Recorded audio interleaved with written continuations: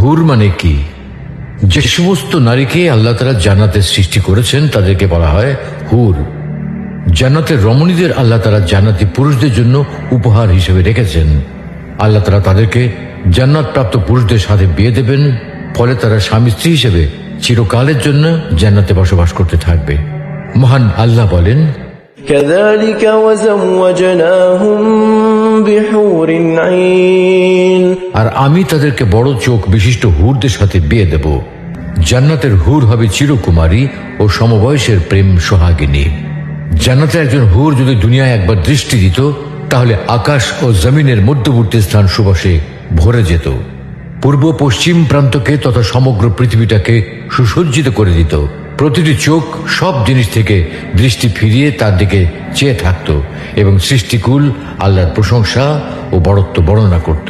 জান্নাতি পুরুষেরা যখনই তাদের দিকে তাকাবে, আনন্দে মন ভরে যাবে। যখন কথা বলবে, ছন্দময় মিষ্টি কথা দ্বারা হৃদয় ভরে দেবে।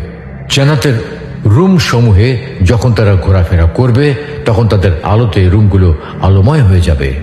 জান্নাতের অধিবাসী নারী পুরুষগণ হবে একই বয়সের পরিপূর্ণ যুবক যুবতী।